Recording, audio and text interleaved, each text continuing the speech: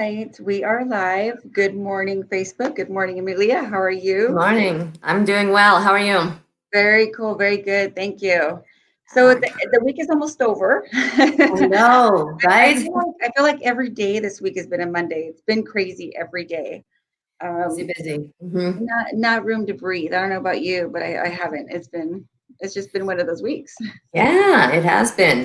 We've had a lot of weather here too, which is abnormal for Arizona. So that always freaks us out. What kind of weather is going on over there? We had some major rainstorms, which, again, in Arizona, if we don't get weather generally, so anytime wet stuff falls from the sky, we freak Right, we are out. live. Yeah.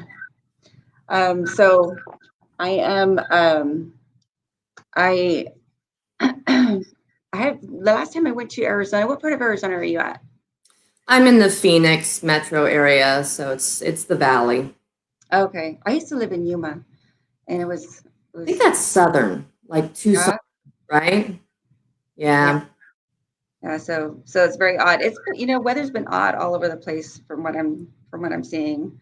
I've noticed Hailstorms, but I that. never get hailstorms. It's been changing.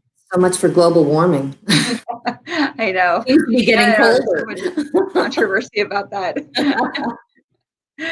So we're coming live this morning because we've got some new things going on and wanted to get everybody on board. Any MSP partner who has ID agent as a service or is interested in using your service, we want to get them on here to ask some questions and um, kind of just get to know the product more. And of course, if they're having challenges, this is a good time for them to get on board and ask what's going on and see if you can help answer their questions. Right, So, absolutely. Yeah. and you're coming up in Academy in March 11th to the 13th. It's exciting. As always, we Yeah. love having you. Yeah, I think this will be my third appearance at Academy now.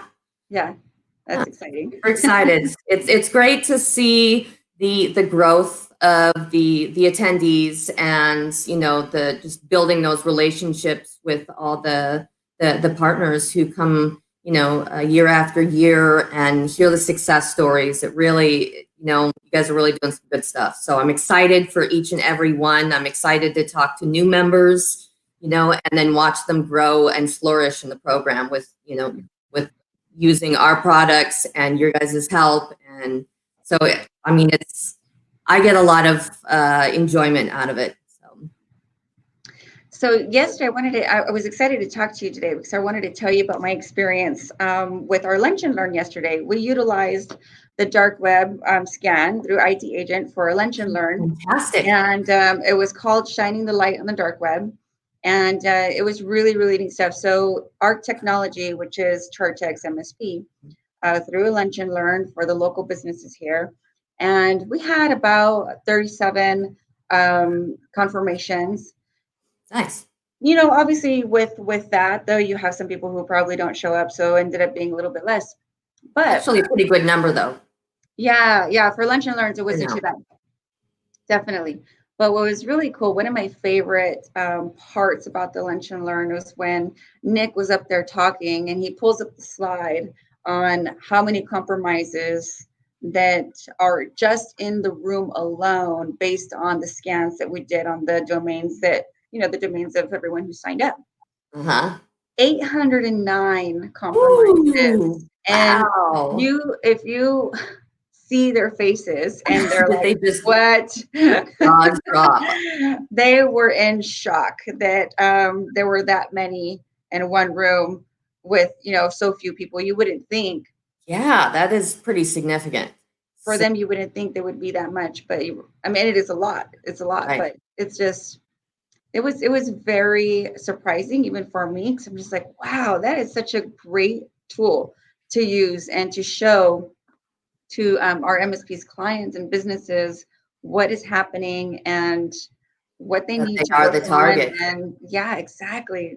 So it was a really neat tool to use for prospecting and bringing in new businesses. And I'm pretty sure we got some good leads out of it. So thank you, Yeah. ID agent, for that. Yeah, absolutely. No, that's a great strategy that a lot of our partners use. And even being on the vendor side and kind of presenting that to MSPs. We've done that before in certain, events where we've put a compromise count up with just the number of MSPs and then the number of compromises in the room. We've done that same thing. And I mean, literally you can feel the anticipation in the air, and then the tension. It's like, yes, the tension, and people are like relaxed, whispering to each other. They're like, "Oh, is it me? I bet you it's going to be me. Oh, look at how many."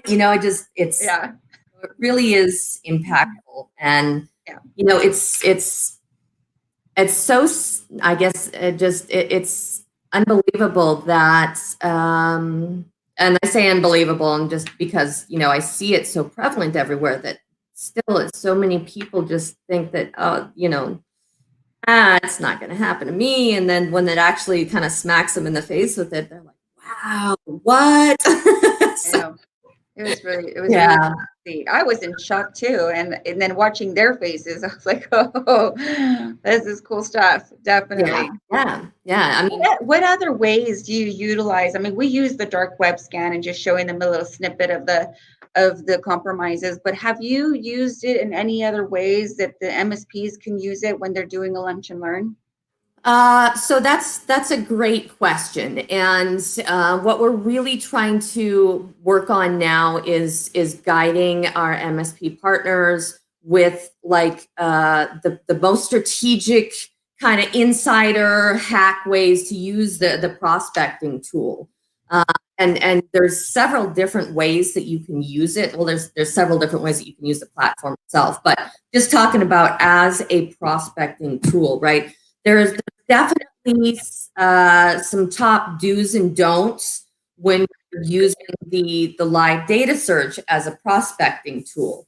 I'll run through the top ones, but starting with do's, when you're using the live data search in that function as a prospecting tool, when you're going to use it to get that face-to-face meeting, right? So outside of the lunch and learns and the events, and I'll talk about that in a minute, but just related to the specific trying to get that face-to-face meeting, right? So you want to make sure that you do your research, right? So when you're running a scan on a prospect, look at the names of the individuals that have been compromised, and do a quick check on LinkedIn, right? Google them.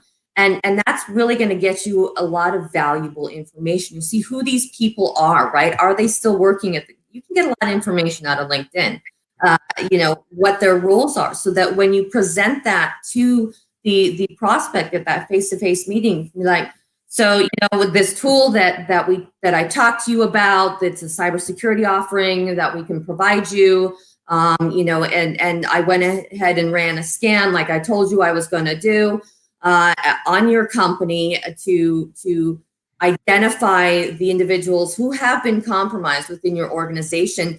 And look, it's Marion HR, it's Phil in accounting, it's your CFO, your COO, right? So these people have been compromised. So now we've got Phil in accounting. What happens if an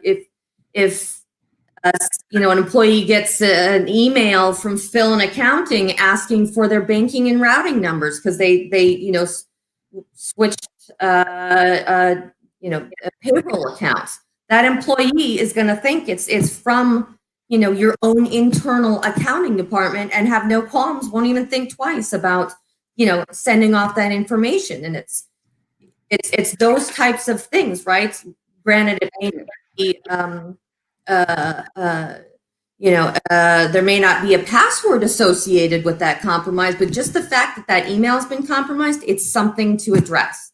Right? Absolutely. That's a really good point. Because they definitely should know who is compromising that without. Now, is that a good idea to kind of throw that out there without showing the entire report yet?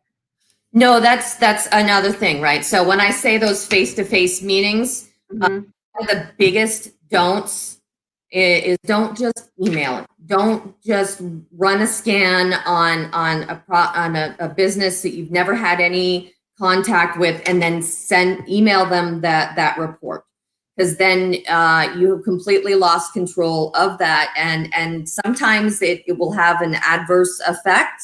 Mm-hmm. You want to make sure that you keep control of that report, right? So the only thing you would ever want to send or leave would be just the compromise count number.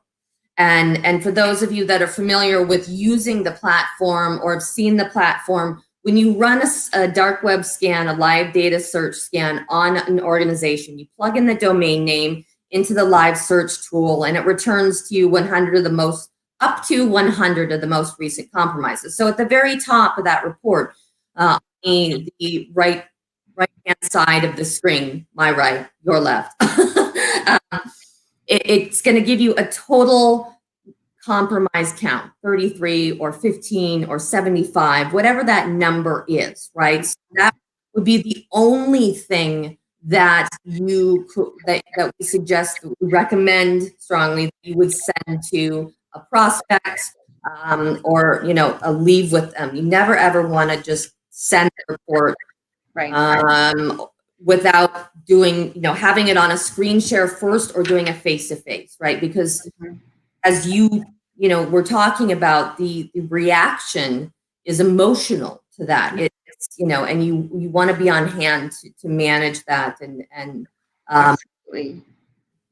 So that's definitely a big don't. Another don't, and this is along the same line. We've had, there's been some partners who have just stopped by and dropped it off. Again, you don't, when you're using it to get that face to face, you want it. It's that. So, one of the ways that we say you can spin it is, and this is actually, in truth, there is confidential information in there, right?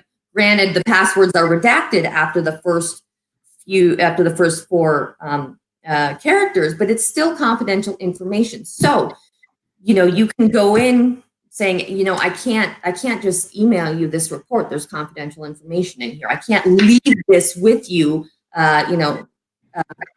Gatekeeper, Mrs. Gatekeeper. I can't leave this with you because there's confidential information. This report is for, whoever your point of contact is within the organization. It's for his eyes only initially, right? If he wants to bring other people in, and I can't just leave it.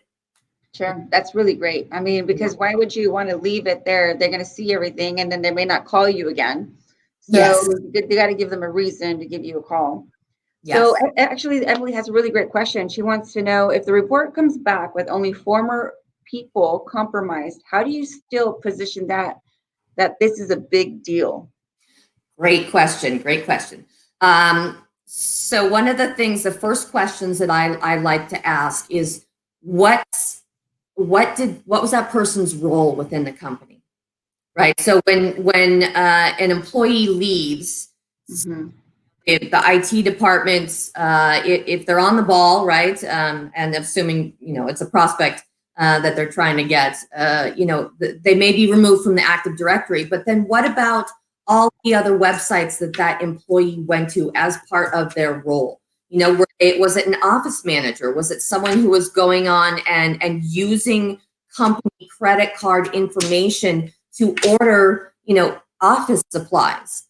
They may have been removed from Active Directory, but that information is still out there. So, if another third-party website gets hacked and breached, that information is still valuable and it can still be used to penetrate the business. So, it's very important to look at the role that those people played, right? And then it also opens up a great conversation about like DNS, DNS filtering, right? So talking about, well, what are the approved websites that employees are going to? Are they allowed to go to? Maybe it's time to start talking about locking down some of that access so that when an employee leaves, you're not left wondering, oh, well, what websites did they create accounts on and leave business information on? You will know because you will only have a certain list of websites that they're allowed to add.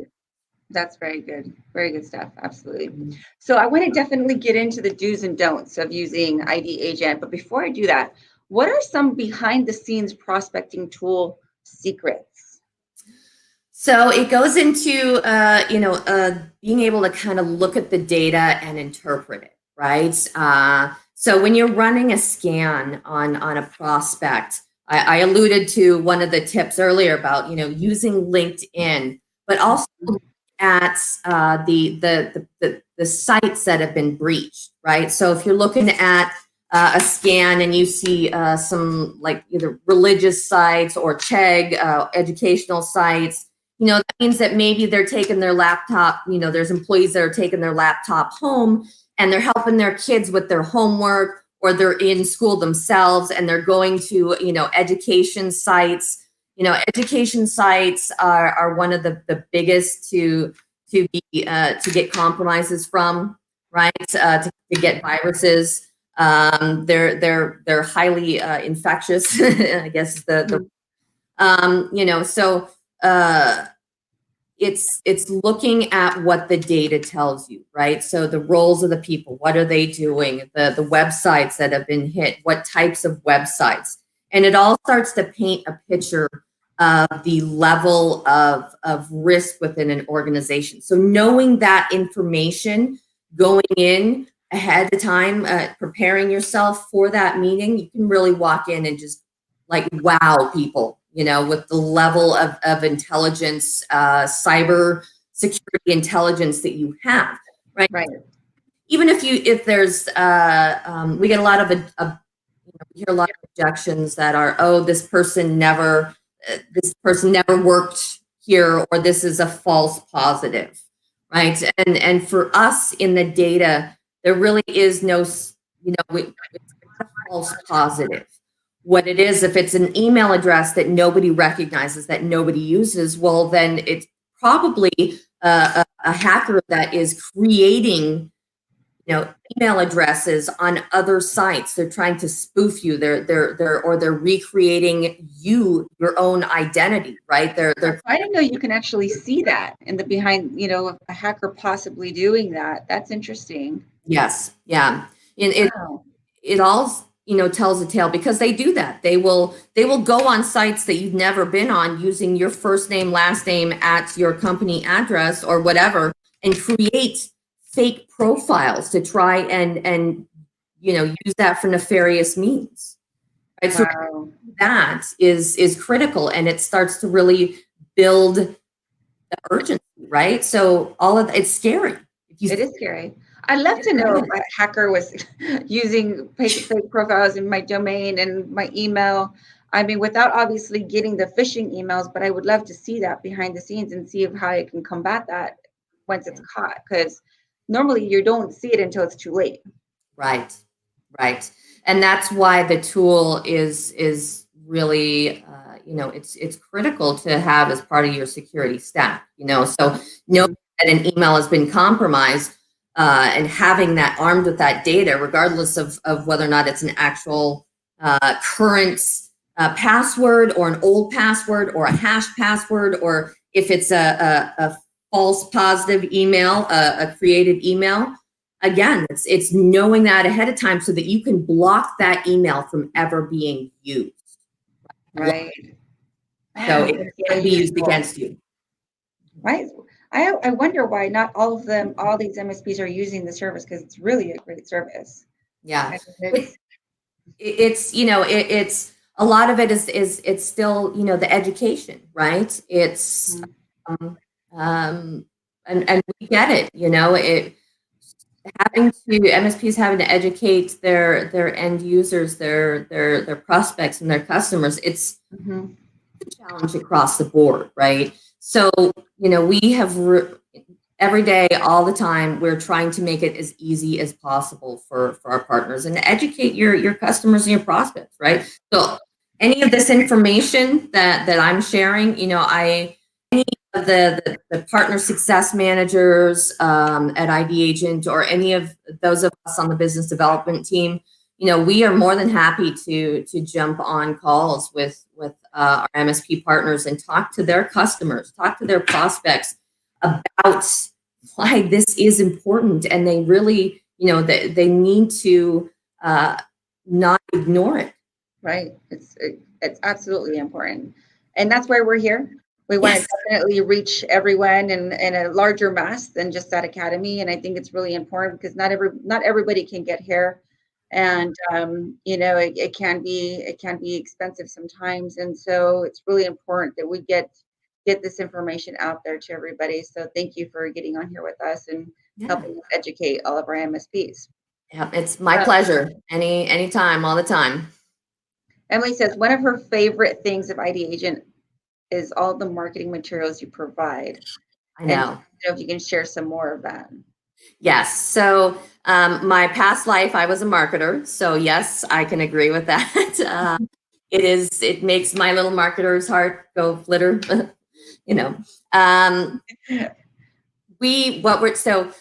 in the past, what we've had is what we call our partner empowerment kit, and it's right there in the portal. Well, what we're doing now is we have created the partner empowerment kit 2.0, and it's its own sales and marketing portal. We've renamed it Powered Services now, and all of our MSP partners have access to this.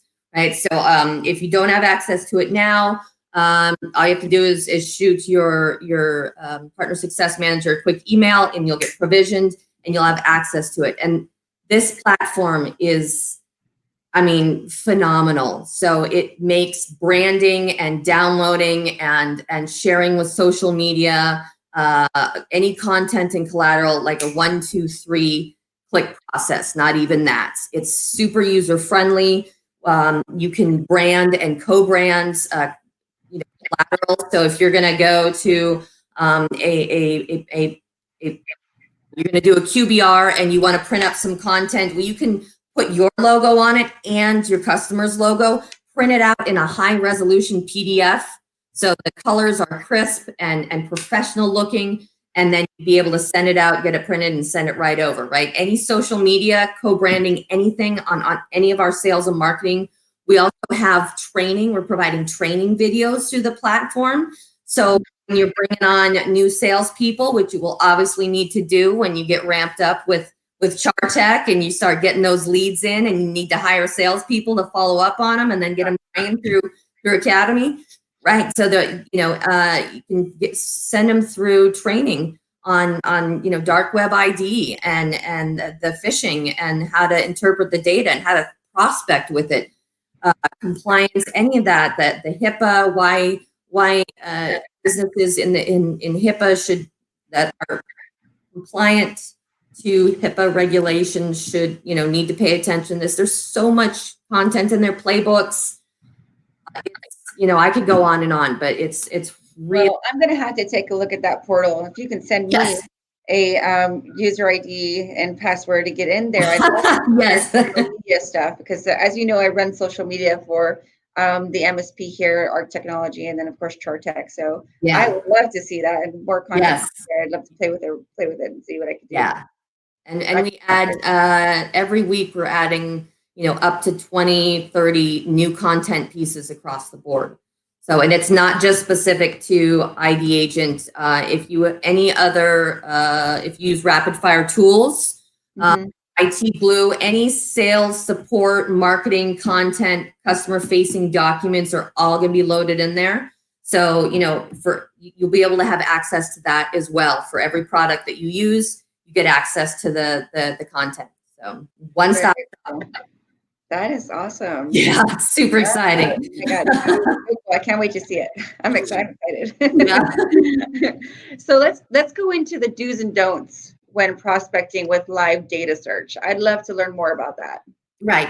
So we did cover a couple already. The main do's, and we'll just kind of recap. The main do's are going to be, do your research, make it part of every discussion that you have with your prospects or your customers, right? And another. You want to go in there sounding like you don't know a whole lot about it, and you're just talking about specific right. subjects. But if you can really expand what you're discussing, and being able to pinpoint all of these different avenues of how Yes. you can be compromised. I can see how And that's a it's big just about deal. asking questions, right? So Mhm. just go in and ask questions. Well, what was the role of this person, right? Oh, Right. okay, so what other sites did they have access to? It just gives you the ability to start peeling back the layers of the onion, right? Peel back the onion, and just ask more questions, which gets them really thinking. Oh my God, yeah. What about that? What about that? Because there's so many different ways. I mean, it would blow your mind about all the different ways that data can be used, that criminals can get in. It just, I mean, we would need 3 days to talk about it. So, yeah, Well, listen, they get this tell your from partner start, success right? managers if you have questions about the data, call us, right? Well, we can walk you through it. Another thing is educate your any and all customer facing employees, not just sales, right? Your technical support team, your help desk, those guys have a relationship with your MSP customers, and they, train them on it as well. It's a great cross sell, upsell opportunity for your technical support team. You can even compensate them, right? Give them an extra spiff for every upsell, cross sell that they do. Mhm. It's a great So let me ask opportunity. you this. Let's just explain a scenario. So they get in the door with a scan, and it's just a Mhm. little bit. They get in the door and they start talking about the scan. The first thing they should start doing is asking all of these questions to make sure that the guy on the other end is like, whoa, hold on, how'd you know that person's name, or how did you get that information? So at this point, their curiosity is just going crazy because they're asking questions that most likely they didn't think that this guy knew about, right? Yeah. Yeah. And so is Another, this person taking notes and writing down names, or is it just something that they got to kind of memorize to discuss at a later point? well, it's that's up to the individual. So we always recommend that if you're going to a prospect meeting, you want to run a scan the day before, right? Run it the day before, um, or the day of earlier in the day, right? Mhm. Always, you want to do it fairly, fairly soon within the appointment. So because as you know, compromises can happen at any point. Sure. But within 12 hours of a meeting, it gives you enough time to do a little bit of research. Start asking those questions. Do a quick search on LinkedIn. Go to their website, right?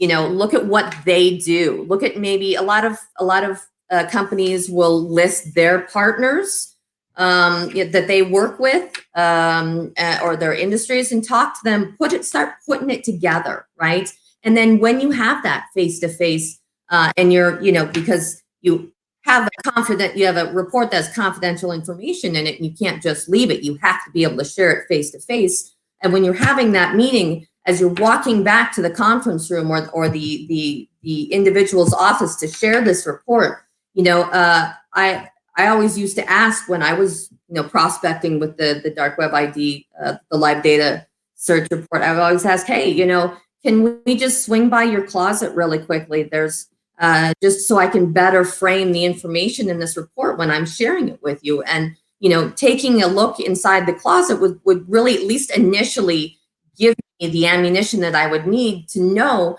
if I would do it after that, or if I after that prospect, or if I didn't, right? So if I see spaghetti on the walls in their closet, I know that more than likely they're working with a break fix that may be cheaper by the hour, but in the long run, it's going to cost them way more than having a predictable monthly recurring IT expense. Uh, Right. I see a desktop computer that's sitting on a desk in the back room that they're using as a backup. Probably not going to be real sure if I want to have these guys as a customer, right? Because they obviously don't get the value of technology. But I walk into a closet and I see Cisco or Datto, right? And then I know that this business is invested in technology, and I'm absolutely going to want to go after them. Good point. Yeah. There's a lot of insight that you can gather just from taking a quick peek at Quick the peek. Yeah. That's a really good point. closet. So when these guys are going in there to talk about the scan, what are the don'ts? What should Okay, they so really yeah, avoid? yes, great idea. Uh, The don'ts are, don't email it. Whatever you do, do not email the report. You will lose them, scare them, all the above, right? And don't give away more than the total compromise count from a distance, right? So again, if you're using it in a cold prospecting email, just send the compromise count, right? If you're calling someone for the first time, it's a cold call. Hey, this is what we do. This is the service we offer. And on a human level, by the way, I just wanted to let you know that we have this tool that identifies publicly available information on the dark web. So they don't think you're a hacker, right? It identifies compromised credentials out on the dark web. It's all publicly available information, but just wanted to let you know that your business has got 45 compromises. I'd love to stop by and talk to you about this. Give me a call back. Let's discuss it. I can, share the report with you in person or on a webinar or, a screen share. Right. Don't, the compromise count is the only thing you would ever want to share from a distance. That same, don't drop it off. It has confidential information. You can never just leave it. Right? And then the last don't is don't forget to lead with the report in every meeting, right? So it's the tool to peel back the onion, start having those conversations and the questions. If you lead with it, it really is another way to differentiate yourself from. Right? What happens if they get in there and they're talking about this report and the client says, can you leave me the report? Can I see it? How do you say no to them about that if it's their information? Well, so that's a good question. And if you are there, like if you've had a meeting with them, I would say then it would be okay to leave part of the report. So in the report, we give you there's the front page has got the number of compromises, and it also talks about why monitoring for credentials. That I would suggest that would be okay to leave. But the actual raw data, I would not leave. And what you could offer is if the prospect is adamant about it, be like, you know what, I can shred it here in front of you. Let's go and shred it right now. But I can't leave it. Okay. What I'm thinking is maybe a good idea to go in there with two different reports. One is the client's report that he can leave if they ask for it, and then maybe one that has all of the information they walk out with. So it doesn't seem like there's that strategy too. Yes, out of it. Yep, absolutely. Yeah. So maybe one way to combat that confrontation that I feel like may happen when you're trying to walk away with that report. Yeah, and I wonder how many partners come across that sort of confrontation. But that's a great point. And I haven't heard of anybody having that sort of confrontation, but that's not saying that it wouldn't happen. So right. That's a great point, Brandon. Yeah, I was just thinking if I would put myself in that shoe, and I'm a stubborn, strong woman who likes to get what I want. Yeah, I'd probably do a little combative stuff to that. So, so that would be, maybe something to prepare for as they're walking in. Yeah, and that's also, how prepared. You always want to be really prepared, right? So do your research. It's part of doing your research, and if you bring the data, be able that you can talk to it, make notes on, so that when you show up, you're like, these are the people that whose names were identified as having compromises. And if you would if the prospect is really interested in seeing that data in the report, well, then you've got them on the hook, right? Be able to convert that. Yes, I can. I'm more than happy with sharing that data with you, but that's part of the service, right? Came to you, wanted to let you know, here's the front page, the number of compromises. But if you really want to get into it, that's part of the service, and absolutely, I can share that with you. We can talk about it, what that means, how that affects you, and on an ongoing basis. When those new compromises happen, I will be right there to let you know and mitigate that, remediate it for you on the spot. Right. Now, in your opinion, would this be an effective do is instead of having something paper where they're touching, maybe it's digital and it's on an iPad where they can't ask for it right then and there. That's a great idea too. Yep. Save trees. And then say, it probably would be something they could utilize afterwards if they want a copy. They'd say, here, give me a call, and then we can discuss that later, or kind of thing. Or yes, let me call you, or yes, Yep. I'll send it to you, and then they don't get it, and then they get a call that Yep. they want it. So Yeah. maybe Great ways to get inbound calls and warm leads and keep those conversations going. And because, it also demonstrates that the MSP is, serious about keeping confidential information confidential. Right. Yeah, it'll show good rapport. Absolutely. Mm-hmm. So I have another question. It's a big question. Probably a lot of MSPs are wondering, how does ID Agent help them add additional revenue? That's great. So with the ID Agent platform, right? So we've been talking a lot about the prospecting. That's just one small component of it. There's really, 3, possibly even 4 ways to monetize the platform in terms of services, different services for for MSP customers and clients.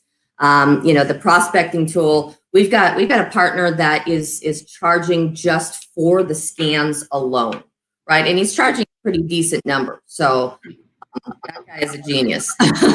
But on the dark web monitoring side, right? Just the core service of the ongoing 24/7 monitoring, is that, right? And then through the same platform, it's the simulated phishing campaign. So you can provide that as a service to your customers as well. Hey, every month we're going to run a simulated phishing campaign on your end users, and so we can gauge the level of risk within your organization, right? And then those reports, you can either charge for the simulated phishing service or for the report on the back end, right? And then also charge for the end user cybersecurity awareness training that you would also provide out of the same platform, right? Mm-hmm. So many different ways that you can use to monetize and boost your revenue and provide a valuable service to your customers, right? And it doesn't have to be super expensive. We've got partners that are charging a flat monthly fee for the dark web monitoring, and then they'll charge like 50 cents or $1 or $2 per end user per month for the phishing, the simulated phishing, and the cybersecurity awareness training camp.